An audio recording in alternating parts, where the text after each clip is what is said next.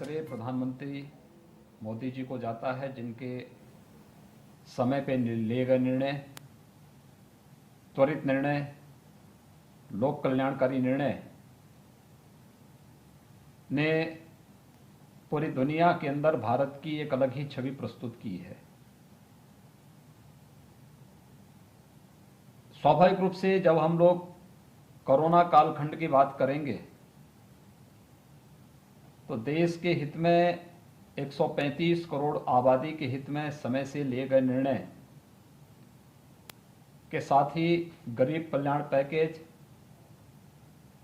प्रधानमंत्री आर्थिक पैकेज और आत्मनिर्भर भारत की बात भी स्वतः ही हम सबके दिलो दिमाग में आ जाती है।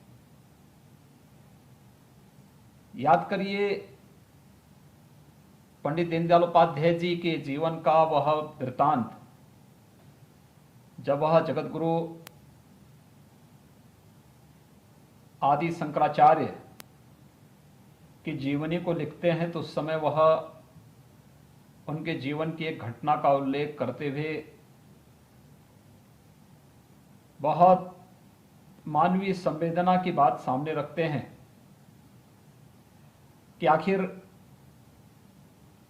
आदि शंकराचार्य को हमने जगत गुरु के रूप में क्यों माना है। उनके अंदर शास्त्र के मर्म को जानने, मानवीय संवेदना की उच्चतम भावनाओं का जो पुट था, उसके कारण हम लोगों ने उन्हें यह सम्मान दिया। और जो बात उनके द्वारा वहां पर जीवनी में लिखी जाती है कि आदि शंकराचार्य एक बार भिक्षाटन करते हुए जा रहे थे। भिक्षा का अपना महत्व होता है। एक सन्यासी जब भिक्षा लेने के लिए जाता है तो वह दिन में एक घर से ही भिक्षा लेगा। भिक्षा ये कोई पेशा नहीं है, अपने अहम को तुष्ट करने का माध्यम भी नहीं है, बल्कि लेने वाला भी और देने वाला भी दोनों अहंकार से मुक्त होकर के एक भाव से जुड़ सकें, यह उसके पीछे का भाव है। हम अपने अहंकार को नष्ट कर सकें और समाज के प्रति हमारे मन में एक आत्मीयता का भाव जागृत हो सके, बंधुत्व का भाव जागृत हो सके, इसके पीछे की भावना होती है। इसलिए एक घर में ही भिक्षाटन के लिए आह्वान करना, जो कुछ उसे प्राप्त हो जाए उससे ही फिर अगले 24 घंटे तक अपना निर्वहन करना। तो यही बात आदि शंकराचार्य के जीवन में आती है कि वो एक घर के सामने जाते हैं। स्वाभाविक रूप से भिक्षा मांगने के लिए वो एक सन्यासी वहां जाएगा जहां उससे अपेक्षा होगी कि हाँ भिक्षा मिल पा सकती है। तो एक बड़े महल के सामने, महल नुमा भवन के सामने जाते हैं। वहां पर उन्होंने भिक्षा के लिए आह्वान किया। घर की जो मालकिन है वह भिक्षा लेकर के सामने आती है। उनके आह्वान और भिक्षा लाने में जो समय लगा, इस दौरान आदि शंकराचार्य की नजर उस मकान के ठीक सामने पड़ी हुई एक झोपड़ी पर पड़ी, जिसमें भूख से एक व्यक्ति की कराह निकल रही थी। आदि शंकराचार्य को बड़ा अजीब लगा। सामने इतना बड़ा भवन, किसी भी चीज की कमी नहीं, और इसके ठीक सामने एक झोपड़ी में दीनहीन स्थिति में भूख से तड़पता हुआ एक व्यक्ति। जब तक घर की मालकिन भिक्षा लेकर के आती है तब तक उन्होंने सारा दृश्य देखने के बाद जब भिक्षा उनके सामने आती है तो आदि शंकराचार्य भिक्षा के लिए अपना पात्र आगे तो करते हैं, लेकिन जैसे ही भिक्षा गिरती है वो अपने पात्र को पीछे कर लेते हैं। तो घर के मालिक किनको इस बात पे आश्चर्य होता, उन्होंने कहा अरे आपने भिक्षा मांगा था, आप पीछे क्यों कर रहे हैं अपने पात्र को? उन्होंने कहा नहीं, मैं इसलिए कर रहा हूं क्योंकि मुझे आश्चर्य होता है कि आपके घर के सामने ये महल नुमास जो आपका आवास है, इसके सामने एक व्यक्ति भूख से करा रहा है, कई दिनों से इसे भोजन नहीं मिला है। आपकी नजर क्या कभी इस गरीब पर पड़ी? अगर पड़ी होती तो संभवतः वह व्यक्ति आपके घर के सामने इस प्रकार से भूख से तड़प रहा नहीं होता। और अगर नहीं पड़ी है तो ये आपकी कहीं ना कहीं संवेदना का अभाव आपके अंदर है, और इसलिए आपकी इस भिक्षा से मैं संवेदनहीन नहीं होना चाहता।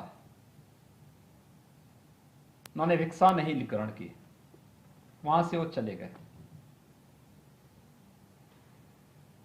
कहने के लिए सामान्य स्थिति में ये व्यक्ति की मर्जी है, कोई भिक्षा दे कोई न दे, या कोई ले न ले, लेकिन अपने आप में बहुत बड़ी संवेदना इसके तह में छुपी हुई है।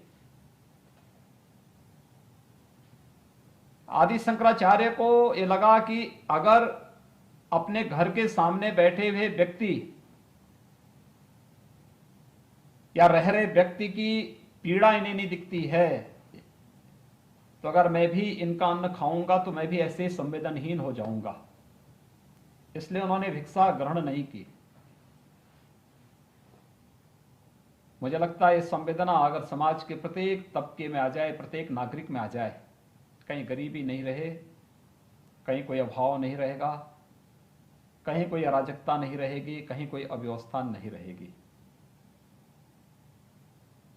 आपने देखा होगा जब लॉकडाउन प्रारंभ हुआ, हर व्यक्ति ये मानता था एक 3 दिन 4 दिन 1 सप्ताह बहुत होगा, 10 दिन के अंदर लॉकडाउन समाप्त हो जाएगा। लेकिन लॉकडाउन के तीसरे दिन ही प्रधानमंत्री मोदी जी ने गरीब कल्याण पैकेज की घोषणा कर दी, और इस देश के 80 करोड़ गरीबों के लिए निःशुल्क राशन की व्यवस्था, रसोई गैस की व्यवस्था, अन्य बुनियादी सुविधाओं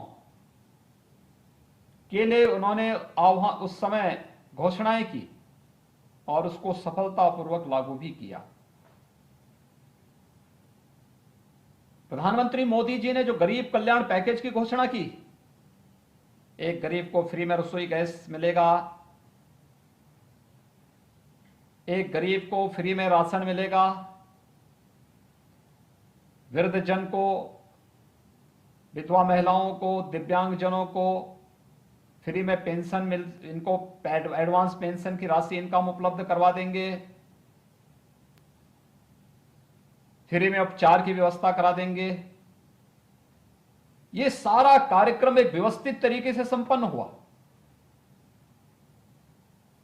प्रधानमंत्री के रूप में जिन मानवीय संवेदनाओं से भरपूर प्रधानमंत्री मोदी जी हैं, ये प्रधानमंत्री जी की संवेदनाओं के साथ साथ जिस वैचारिक पृष्ठभूमि से वो निकले और पंडित दीनदयाल उपाध्याय जी की परंपरा में जो कुछ भी वैचारिक अधिष्ठान से हम सबको संस्कार प्राप्त हुआ, उसकी प्रेरणा थी कि प्रधानमंत्री देश का संवैधानिक प्रमुख होने के बावजूद लॉकडाउन के परिणाम स्वरूप कौन सा तबका सर्वाधिक प्रभावित होने वाला है, उस तबके के हित के लिए तत्काल शासन से घोषणा होनी है। इस घोषणा को उन्होंने करते हुए इसको सफलतापूर्वक क्रियान्वयन भी किया, और आज भी देश का 80 करोड़ नागरिक प्रधानमंत्री गरीब कल्याण पैकेज का लाभ ले रहा है। कहीं ना कहीं इसके अंतःकरण में पंडित दीनदयाल उपाध्याय जी का अंत्योदय का संकल्प छुपा हुआ है। पंडित दीनदयाल उपाध्याय जी ने एक बात और कही थी, आर्थिक प्रगति का मापदंड ऊंचे पायदान पर खड़े हुए व्यक्ति से या विकास की प्रक्रिया के सबसे ऊंचे स्थान पर बैठे हुए व्यक्ति से नहीं की जा सकती, बल्कि आर्थिक प्रगति का मानक होगा समाज के सबसे निचले पायदान पर खड़े हुए व्यक्ति की स्थिति। गरीब कल्याण पैकेज हो या आत्मनिर्भर भारत के लिए 20 लाख करोड़ का आर्थिक पैकेज की घोषणा, कहीं ना कहीं इसकी तह में अंत्योदय के प्रणेता पंडित दीनदयाल उपाध्याय जी की प्रेरणा है। और पंडित दीनदयाल उपाध्याय जी की प्रेरणा, जिसमें उन्होंने समाज के अंतिम पायदान पर खड़े हुए व्यक्ति के बारे में बात की, गांवों के स्वावलंबन की बात की, गांव को आत्मनिर्भर बनाने की बात की। आत्मनिर्भर भारत एक आत्मनिर्भर गांव का ही एक ऐसा सशक्त स्वरूप है जो दुनिया का मार्गदर्शन करता हुआ दिखाई देगा। कहीं ना कहीं पंडित जी की यह प्रेरणा है और वह कार्यक्रम आज जिस तेजी के साथ चला है वह अद्भुत है। और मुझे प्रसन्नता है कि वैश्विक महामारी कोरोना के इस कालखंड के दौरान हम लोगों ने गरीब कल्याण पैकेज को भी सफलतापूर्वक उत्तर प्रदेश में लागू किया। आत्मनिर्भर भारत के कार्यक्रम को भी उत्तर प्रदेश के अंदर सफलतापूर्वक लागू करने में हमें सफलता प्राप्त हुई। आत्मनिर्भर भारत वास्तव में इसका आधार स्वदेशी है, स्वावलंबन है, एक जीवंत व्यवस्था है। भारत की परंपरागत कारीगरी और शिल्प है, एक ऐसी सप्लाई चेन इसके माध्यम से बनाना जहां पर डिमांड और सप्लाई के बीच में एक संतुलन हो सके। और यही आधार तो तय करने के लिए अंत्योदय की बात पंडित दीनदयाल उपाध्याय करते हैं और कोविड-19 से जूझ रहे दुनिया को आत्मनिर्भर ताकि और अग्रसर करने के लिए यही आह्वान प्रधानमंत्री मोदी जी के द्वारा होता है।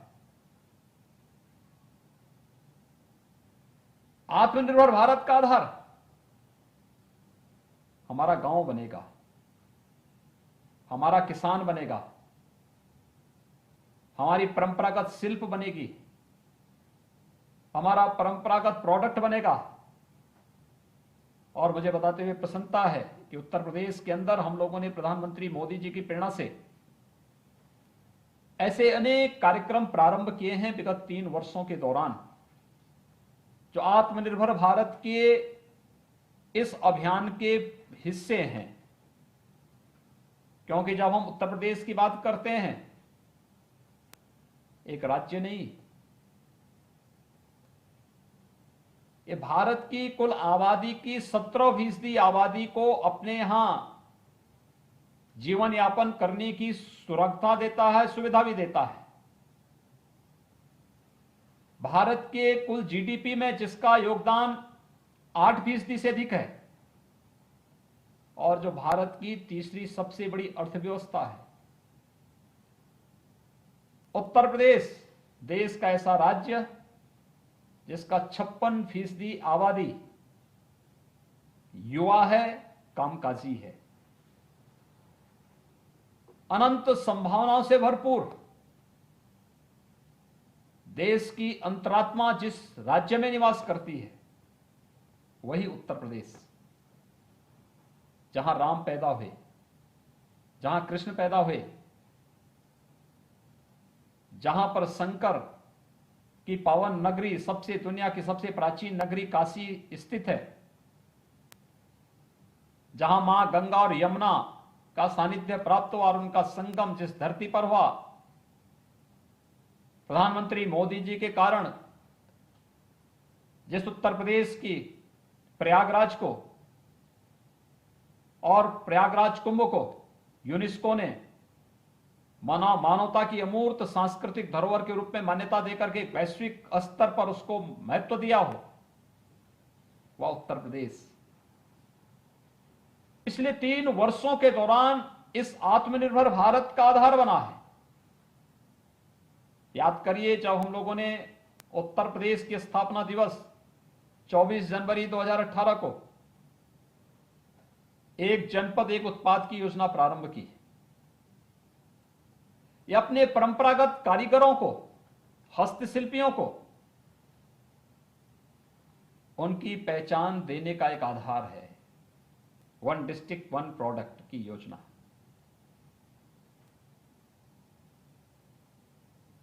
यह 1 डिस्ट्रिक्ट 1 प्रोडक्ट की इस कार्य योजना के माध्यम से हम लोगों ने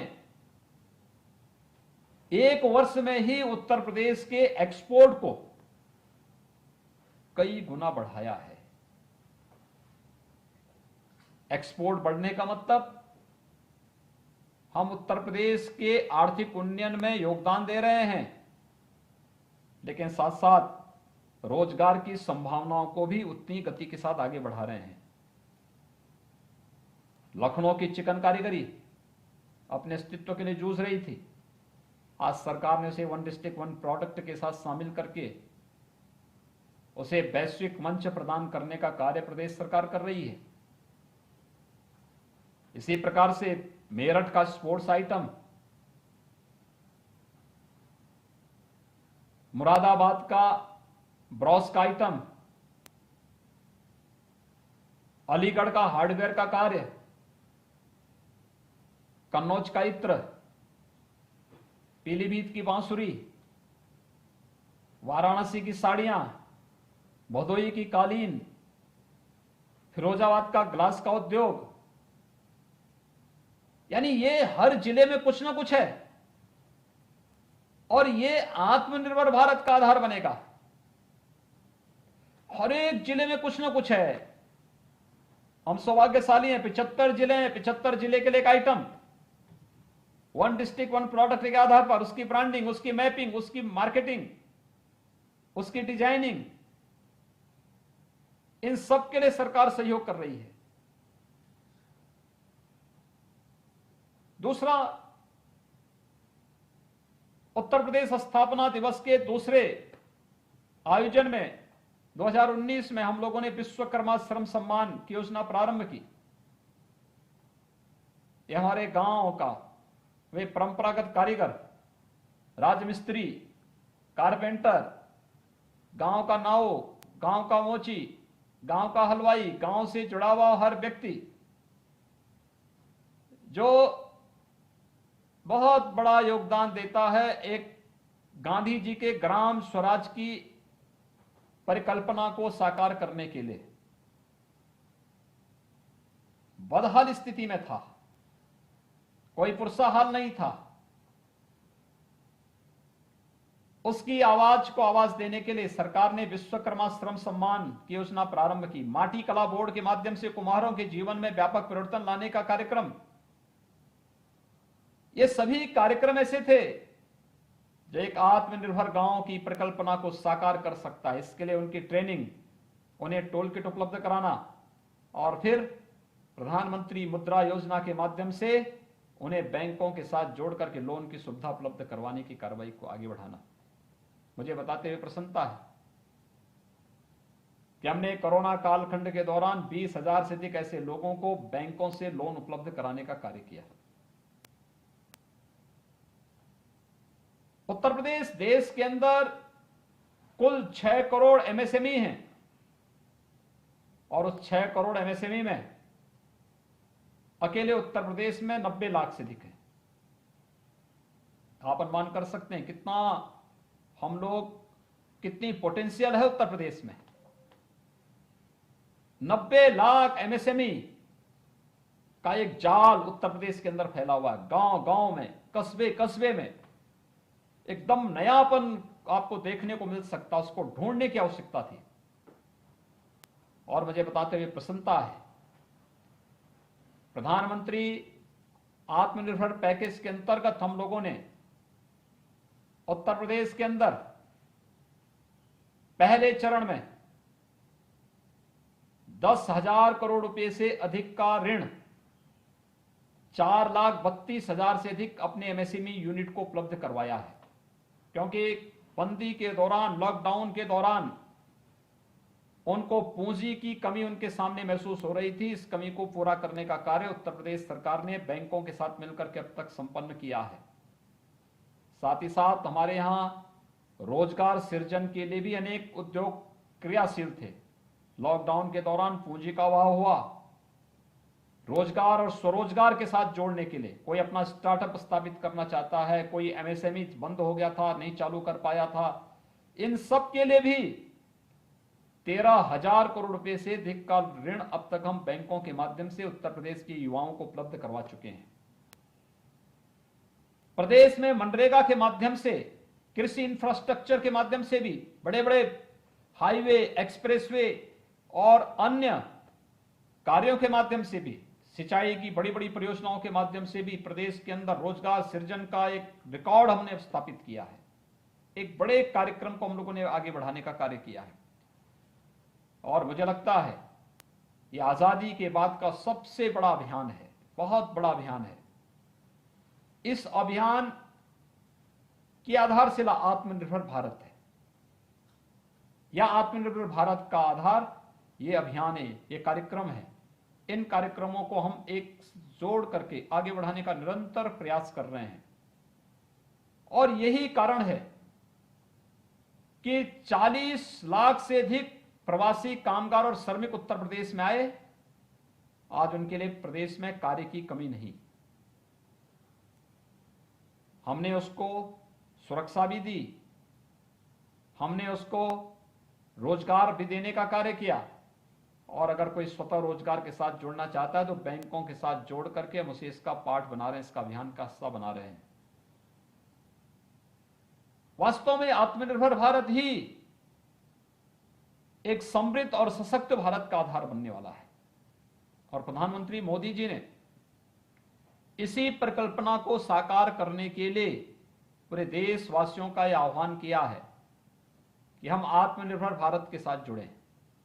भारत के स्वदेशी को, भारत के स्वावलंबन को, भारत के गांवों में बनने वाले उत्पाद को अगर हम प्राथमिकता देते हैं तो ये स्वाभाविक रूप से भारत को न केवल स्वावलंबी बनाता है बल्कि आत्मनिर्भरता की ओर भी अग्रसर करता है।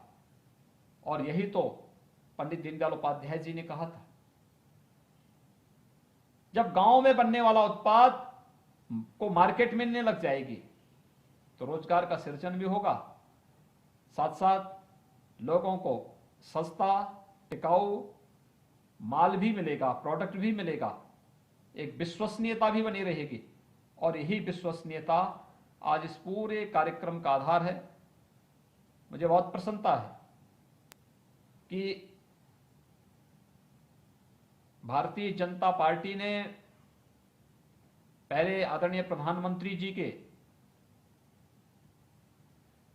जन्मदिन को सेवा सप्ताह के रूप में पूरे प्रदेश के अंदर मनाया। अनेक रचनात्मक कार्यक्रम इस दौरान हुए और इसके उपरांत अंत्योदय के प्रणेता पंडित दीनदयाल उपाध्याय जी के जयंती कार्यक्रम को अलग अलग प्रकार के रचनात्मक कार्यक्रमों के साथ जोड़ते हुए न केवल शासन की योजनाओं का प्रचार प्रसार बल्कि शासन की योजनाओं से समाज को स्वावलंबन की ओर अग्रसर कैसे किया जा सकता है, इस कार्यक्रम को भी हाथ में लेकर के एक बृहद अभियान का भी स्वयं पार्ट बने हैं, हिस्सा बने हैं। मैं भारतीय जनता पार्टी के सभी पदाधिकारियों का, सभी कार्यकर्ताओं का हृदय से अभिनंदन करता हूं और मैं आप सबका आह्वान करूंगा कि आत्मनिर्भर भारत हमारे गांवों से और हमारे परंपरागत उत्पाद को हम उसको प्रमोट कर पाएंगे, उससे वह और मजबूती प्रदान करेगा। वन डिस्ट्रिक्ट वन प्रोडक्ट की नीति, विश्वकर्मा श्रम सम्मान से जुड़ी हुई नीति, ये जो कार्यक्रम है ये सभी उसी को एक मजबूती प्रदान करने के आधार हैं। इसमें कृषि इंफ्रास्ट्रक्चर के लिए बहुत बड़ा योगदान होने जा रहा है। कृषि के क्षेत्र में जो व्यापक आमूलचूल परिवर्तन हो रहे हैं, खेती किसानी अब किसानों के लिए घाटे का नहीं बल्कि एक लाभकारी जरिया बनेगा। और यह अभी संसद में पास किए गए 3 कृषि संबंधी विधेयकों के माध्यम से ये चीजें सामने आई हैं। यानी किसान वन नेशन वन मार्केट के आधार पर अपनी उत्पाद को कहीं भी देश के अंदर अब बेच सकता है, उस पर कोई टैक्स नहीं लगेगा। एक बहुत बड़ा कार्य ये हुआ है। दूसरा, न्यूनतम समर्थन मूल्य किसान को हर हाल में मिलेगा। तीसरा, जो मीडिएटर बिचौलिए किसान का लाभांश हड़प लाते थे, अब ये नहीं चल सकता है। किसानों के हित में जो ये निर्णय लिए गए हैं, ये बहुत अभूतपूर्व निर्णय है। कृषि क्षेत्र में आत्मनिर्भरता, कृषि इंफ्रास्ट्रक्चर के लिए 1 लाख करोड़ रुपए की घोषणा, हर एक विकास खंड के अंदर भंडारण गृह बनाने, कोल्ड स्टोरेज बनाने की कार्रवाई को आगे बढ़ाना, यह अपने आप में एक बड़ा कार्यक्रम है। एफपीओस का गठन करना, किसानों का ही उत्पादक संगठन बन करके फिर इस कार्यक्रम को आगे बढ़ाएंगे, यह अपने आप में एक बहुत बड़ा कार्यक्रम है। और मुझे लगता है कि ये आत्मनिर्भर भारत के आधार बनेंगे। हमें आदरणीय प्रधानमंत्री जी के आत्मनिर्भर अभियान के इस कार्यक्रम के साथ हर भारतवासी को जोड़ना चाहिए। एक आत्मनिर्भर भारत, एक समृद्ध और सशक्त भारत के लिए आवश्यक है। और इसलिए आज के इस अवसर पर जब हम पंडित दीनदयाल उपाध्याय जी के जन्म जयंती कार्यक्रम के अवसर पर वर्चुअल संवाद के माध्यम से इस कार्यक्रम को आगे बढ़ा रहे हैं, मुझे विश्वास है भारतीय जनता पार्टी का प्रत्येक कार्यकर्ता इस पूरे अभियान के साथ पूरी पवित्रता के साथ जुड़ करके हम लोग